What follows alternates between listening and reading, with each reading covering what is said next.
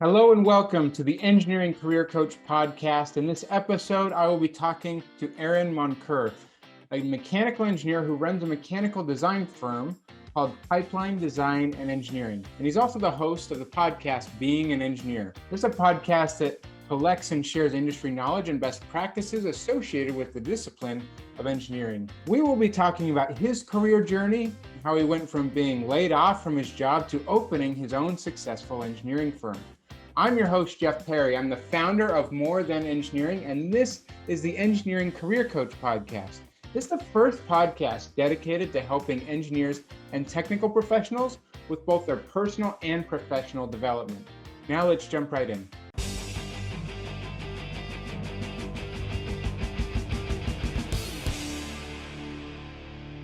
Now it's time to jump right into the main segment of our episode. Today I'm visiting with Aaron Moncur, and we'll be talking about his career journey and the experience as an engineering owner of a firm. Aaron, I'm excited to talk to you. Welcome to the Engineering Career Coach podcast. Thank you, Jeff. Delighted to be here. Now, Aaron, I'm curious before we really dive into some of these other topics and ideas, can you give our listeners a little bit of an overview about what it is that you do on a daily basis? Sure. I'm the owner and founder of Pipeline Design and Engineering. And so I spend most of my time these days doing business development. Early on, I was the guy doing everything because it was just me. So I do all the engineering and the assembly and calling vendors and procurement and ordering stuff. These days, we have a very capable team, about 15 engineers, and they do, all the hard work. And I get to focus on business development. So I do a lot of sales and I do marketing, and I think about processes and implement processes and systems for the company. Another thing I spend a fair amount of time on is educating myself. I am not a business person by education. I didn't go to business school. I do not have an MBA. And so I've felt it necessary to spend time on a regular basis educating myself as a business owner. And I've done that in a variety of ways. I've had various coaches over the years who have been tremendously helpful. I've been part of business coaching groups. I read a lot of business books and personal development books. And that's all been very, very helpful. So that's a quick summary of the things that I do each day. That's awesome. And for those who aren't familiar, can you tell us what Pipeline, your engineering firm's specialty really is, and some of the things that you do for clients and customers? Yeah. Thank you for asking. We focus on developing custom turnkey R&D, test, and manufacturing equipment for medical device companies. We work with non-medical companies as well, but the majority of our business is in that medical device space. Okay, very good. So, I want to get into kind of the story of Pipeline's growth. We'll get into that, but let's fast or rewind a few years ago, a number of years ago. We've talked a little bit, and there was a stage in your career that you even questioned if you wanted to be an engineer or not. Do you mind sharing us kind of what was going on and why you were feeling that way at that point? Yeah, I'd love to. I was about 3 or 4 years out of college. I'd been working for a really talented engineering company, lots of good people there, very smart engineers. And towards the beginning of my time there, I loved it. I was doing prototyping and I was doing CAD and I was meeting with customers, and it was a lot of fun. And I guess as time went on, part of it was I stopped doing as much of the fun stuff, and we got into ISO 1345 and quality systems, and it just became a lot of paperwork, and that wasn't as fun as the hardcore engineering, the design part of it. That was part of it.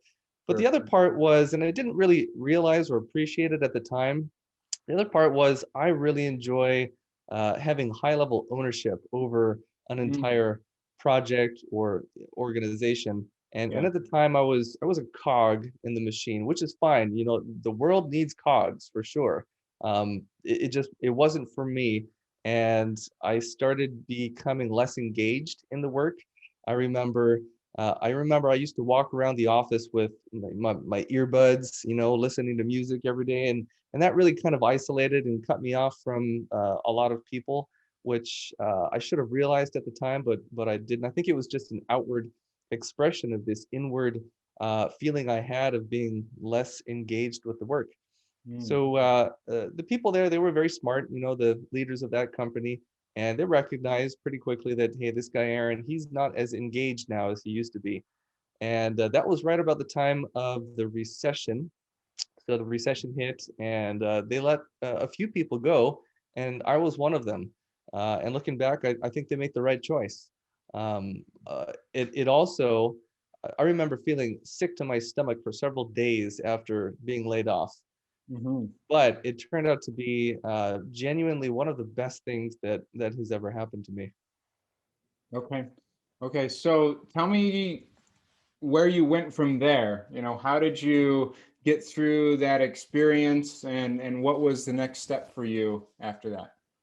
Yeah, once I got out of that shock, like feeling sick about it, and what am I gonna do? And I had to tell my wife, and we had a small child, and then I'm kind of panicking, right?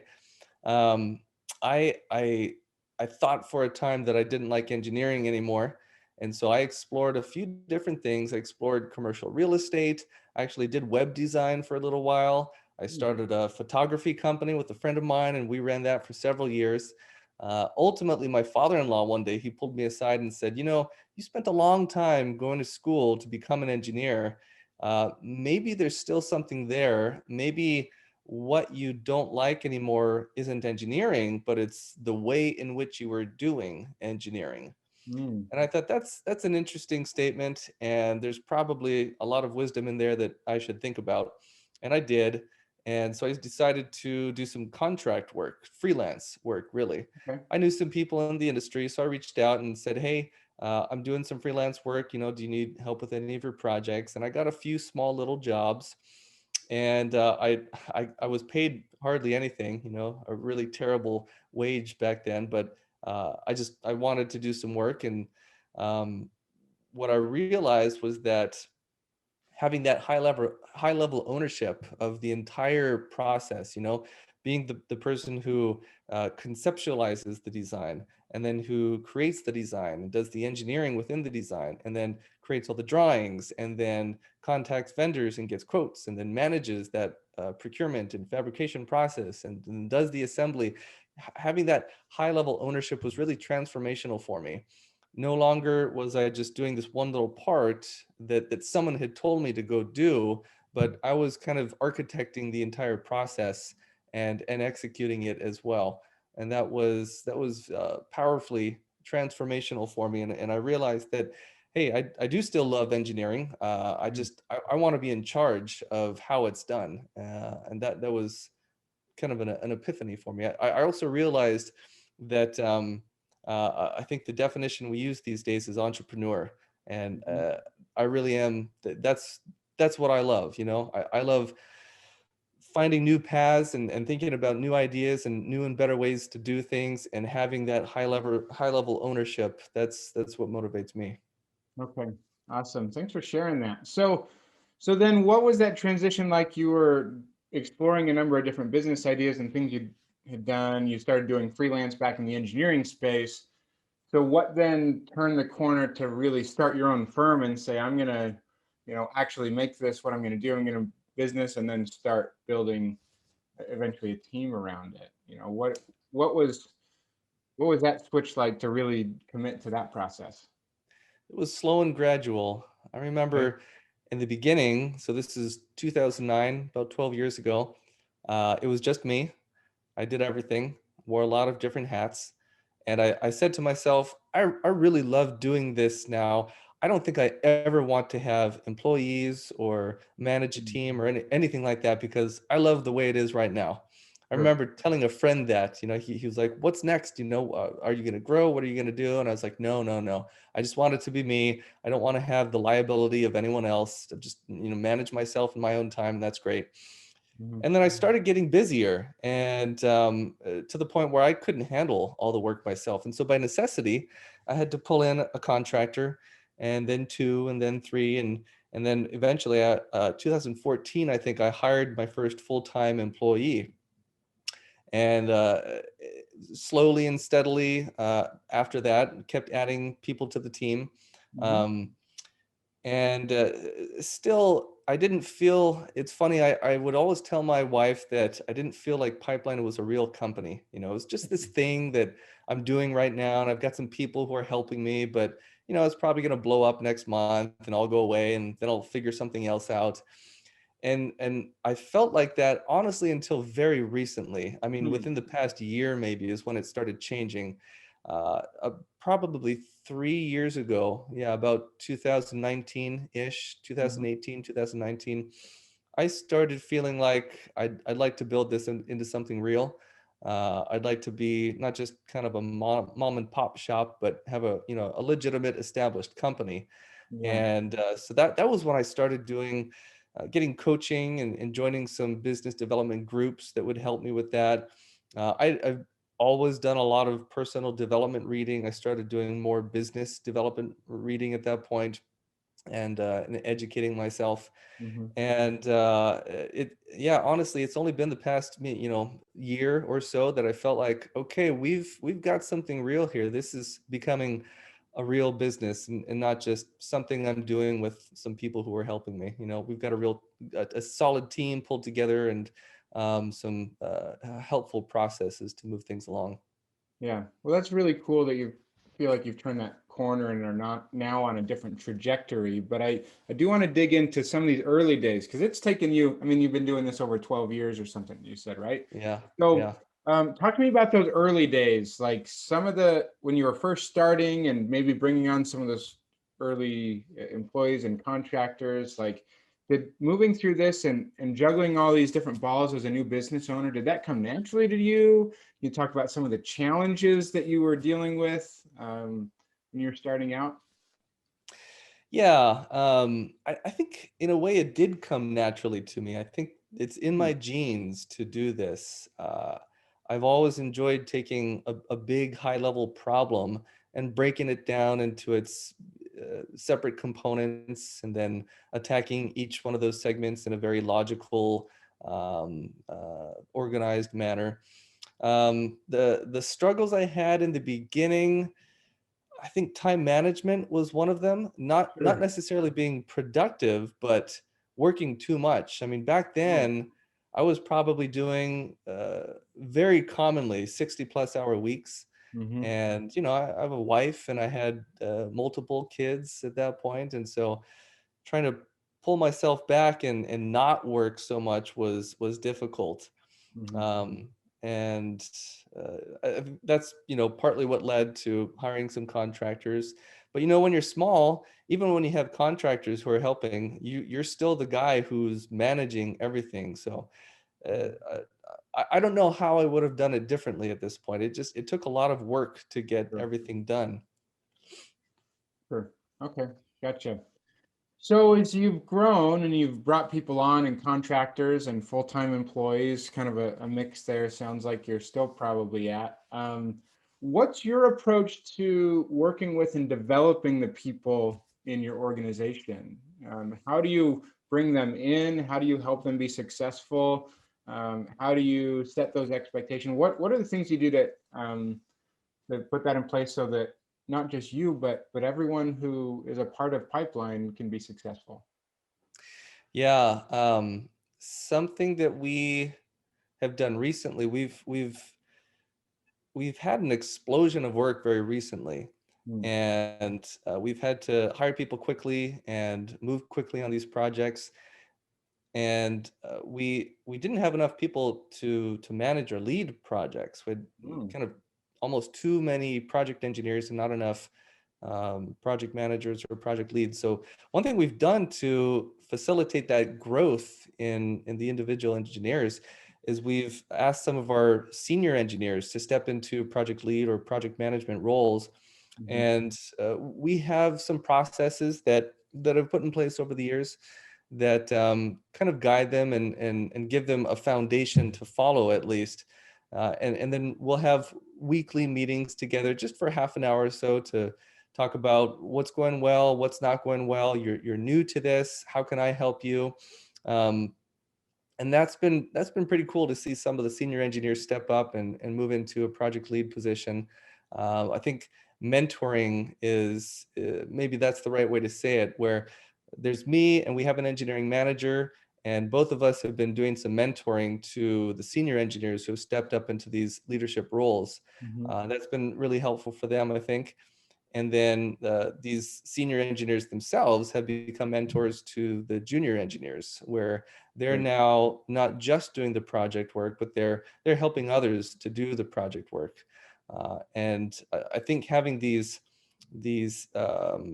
stages of mentorship are really helpful. You know, as an individual, you can only do so much. You only have so many hours in a day, but if you can train someone to do those things, and then that person can train someone else to do those things, it becomes this trickle down effect where overall you can get a lot more done. And so yeah, mentorship has been really helpful at Pipeline. Okay. Gotcha. So now at this next stage of the company, as you continue to grow, you're getting more business, you're growing your team and bringing people on. You're facing different challenges, I imagine, than you were facing at the very beginning when it was just you and maybe a couple other people as you needed. So what do you see as the biggest challenges that you're facing now and maybe that you see ahead of you, and what's your approach to facing these new types of challenges as they come? I think the big challenge right now, we're in kind of a transitional phase, I feel like, Sure. where um, something that coaches of mine have told me in the past is what got you to where you are is not going to get you to the next step, you Sure. know? And we've been able to be a little bit loosey goosey, you know, to some extent in how we did things with a smaller team, you know, less than 10 people. But now we're at 15 people, and you know we're still growing, and I see the need to have much more refined, much better defined processes. Mhm. One of the things I'm doing right now that's been really helpful actually is going through this ISO 9001 planning. Sure. So our goal is to be ISO 9001 certified by the end of the year. Hmm. And so I've purchased the standard, and I've read through the standard, and I've begun designing and implementing our QMS, our quality management system. And one thing I've noticed about this 9001 standard is I thought previously to having actually read the standard that it was just for manufacturing widgets. You know, if you want to manufacture widgets well, then get your ISO 9001. It turns out that's not the case. ISO 9001 is really, it's a business management system. Yeah. It gets into every facet of the business and forces you to think through, you know, the different processes for how those different facets are run. And that's Hmm. been really helpful. We already had a lot of those processes in place, but not all of them, and it's forced me to think through what are we missing, and what do we need to implement, and thinking at a very high level, like why does Pipeline exist, you know, what really are we trying to accomplish, Hmm. what do we want, what is the job that we are hiring ISO 9001 to do. Sure. So that's all been very useful. And then establishing more of a leadership team. You know, I do. I still kind of call all the shots at a very high level, and I don't think that, like my coaches have told me in the past, what got us to where we are now is not going to get us to the next level. So I cannot be the one calling all the shots anymore. I have to have a leadership team who, you know, bears some of that burden. One of my coaches asked me, he said, what do you think a leader is? And, you know, I came up with some definitions that I thought sounded good. And he said, okay, that's all great. Here's what a leader is. A leader is someone who initiates change. And I Yeah. thought, wow, that is such a great definition for a leader. So I need more people to help me initiate change. That's awesome. That's awesome. So, as you've been going through this process personally and as a business, you've been kind of examining the purpose of your company. Why does it exist? What, where do you want to take it? Curious if you can share with us what really drives you at this point of your career. What excites you at this stage? You're not starting something brand new, but you're still building something, and you can still see that high level, which really excited you from the very beginning. So, but what is the big motivating factor for you that drives you forward at this point, Aaron? Yeah, put shortly, it's the freedom to pursue my own ideas. I think Mm. that's really what it comes down to. When I was in school, and I went to school for a long time, I was there for 7 years doing an undergraduate and a master's and a minor. And I didn't like school. Looking back, I don't know why I stayed in school for so long. But I didn't like being there. And I think the main reason I didn't like being there was because I had to be where someone else told me to be at a time when someone else told me to be there to do something that someone else told me to do. Mm. And uh, going back to my cog analogy, the world needs cogs. The world needs people that are on the ground doing these things that someone else tells them to do. So I'm not minimizing that role at all. It just wasn't for me. Yeah. And the same is true in my professional life. And I think that's why I became so disengaged with the work early on at that first company I worked for. I was only doing the things that other people told me to do. Yeah. And owning my own business, it gives me the freedom to pursue my own ideas. I mean, right now we're an engineering services company, but that's just the first step in the roadmap. There are steps 2 and steps 3 as well. One of which is to develop something I've talked about in the past on my own podcast called the Pipeline Academy, which Mhm. is an alternative for folks that want to become mechanical design engineers, an alternative to going to a 4-year university.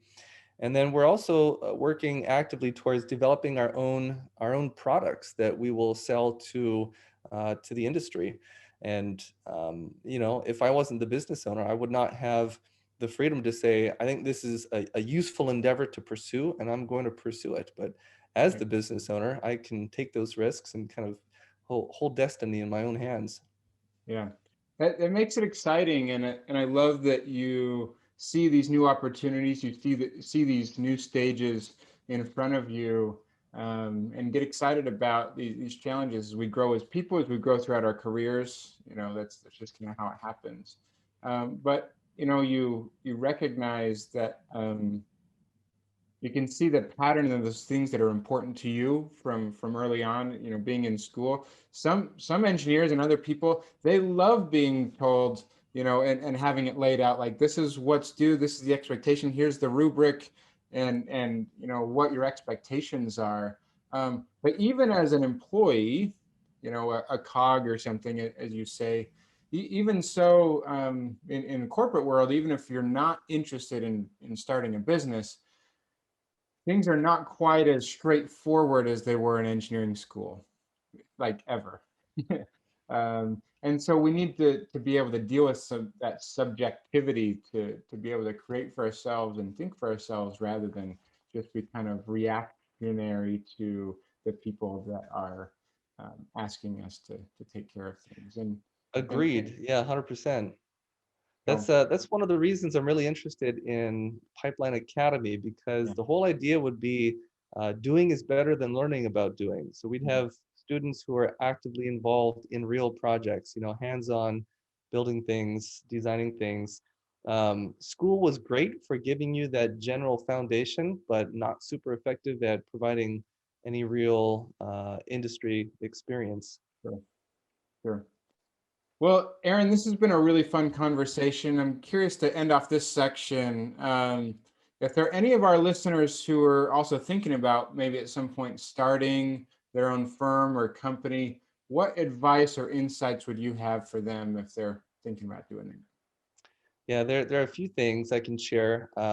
First of all, I think it's really important to find mentors, whether that's a paid coach or a friend who's been there, done that. And something that's really interesting to me is that you never know where that crucial piece of information or idea is going to come from. I've had breakthrough ideas from reading a $10 book, and Yep. I've had breakthrough ideas from, you know, uh, attending a business coaching session that was many thousands of dollars in cost.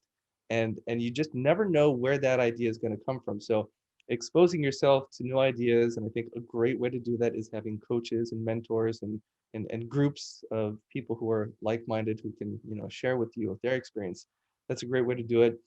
um, uh, for us, it's been helpful to focus on a niche. When we started, we were very general. We designed an iPhone case or a medical device or some solar power equipment, but it was very general across the board. And these days we're focused almost exclusively on developing custom equipment for medical device companies. As far as sales, anyone starting their own business is going to have to do some form of sales or another. And one lesson I've learned that's been really important is that it is much more effective to concentrate your sales efforts on a small group of people for a sustained period of time than it is to concentrate your efforts on a large group of people, but that you only follow up with, once or maybe twice, and nothing beyond that. Mhm. There's a quote I have on my wall, Benjamin Hardy, who wrote, "Willpower doesn't work." And he says, "Success isn't that difficult. It merely involves taking 20 steps in a singular direction. Most people take one step in 20 directions." And I've Yeah. found that to be true for sales. Let's see, just a couple more things. Hard work, I think, is more important than being really smart. I have never considered myself to be incredibly intelligent. I got, A's and B's in college, but it was hard for me to get those A's and B's. I worked very hard to get them. So I don't feel like I'm naturally, terribly intelligent, but I do know how to work hard and be persistent. And I think that in the end is more important than having a high IQ. And maybe the last thing is it's okay to feel like you're making it up as you go along. I had a mentor long time ago who used to say, "Fake it till you make it." And I like to think I'm not faking it till I make it as often these days, but there are certainly times when I don't really know what the right answer is. I just pick something and I do it and hope that it works out. Another quote on my wall says, "When in doubt, assume you're right. Decisiveness is productive." And I can't remember where I got that one, but I've also found that to be very true. When in doubt, assume you're right. Decisiveness is productive. Yeah. Well, if for no other reason, it helps you actually take action and move forward instead of sticking around and not doing anything in analysis paralysis. Because Right. even if you try it and realize you're wrong, then you'll be able to change it sooner rather than sticking with it. So, That's right. Yeah. okay. Well, thanks, Aaron. I mean, that's some great insights and advice from someone who's been there for a number of years now. So, at this point, we're going to transition to the Take Action Today segment of the show, where we'll get one final takeaway from Aaron.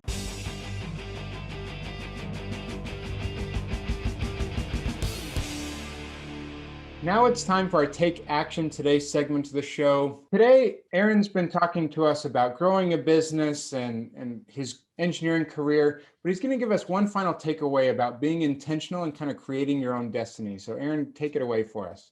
There is an analogy that I heard from a gentleman named Earl Nightingale, who was one of the early pioneers of personal development. For those of you who haven't heard of him, highly recommend purchasing their program, Lead the Field. It's about a 4-hour audio program. One of the best things I've ever listened to. I still listen to it, to this day. But one of the analogies that he gives in there is if you ask the captain of a ship, sailing cargo from port to port, where he's going, he's at a port and he's going somewhere next. You ask that captain where he's going, he'll tell you exactly where he's going. He knows where. And going through life without having that kind of intentional destination, without having that kind of plan or purpose, is kind of like being a ship without a rudder. The waves are going to toss you back and forth, and it's very easy these days to just be reactionary in how you live your life. But if we can develop that intention, then it's almost like magic, what we can accomplish if we have a clear vision that's written down with as much detail as possible, having intention about where we want to end up, where we want to go. I think is very, very powerful. Even after having thought about this idea for over a decade, I still find myself with a lack of clarity at times.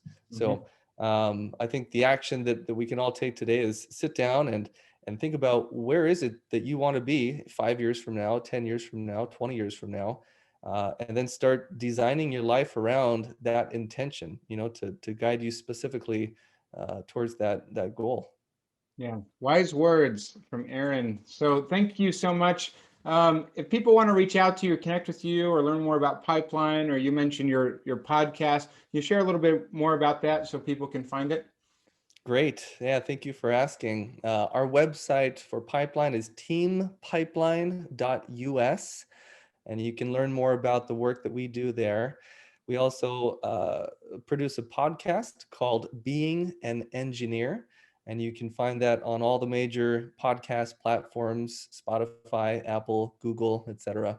And then, of course, I'm on LinkedIn, and I'm fairly active there. So if you message me there with a legitimate request, if you're just trying to sell me something, I might not answer. But if you want to connect and have a real conversation, I'm pretty active and pretty responsive on LinkedIn.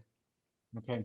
Thanks so much, Aaron. We really appreciate you being on the show. And for those who are already listening to podcasts, check out Aaron's podcast, Being an Engineer. Aaron was kind enough to have me as a guest on the podcast, and I enjoyed our conversation there.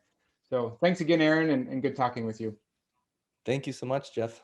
I hope you enjoyed the episode today. We would love your feedback, comments, and questions. Go to www.engineeringmanagementinstitute.org, where you will find a summary of the key points discussed in today's episode, as well as links to any of the resources, websites, or books mentioned during this episode. And don't forget to check out any upcoming webinars for this month at engineeringmanagementinstitute.org.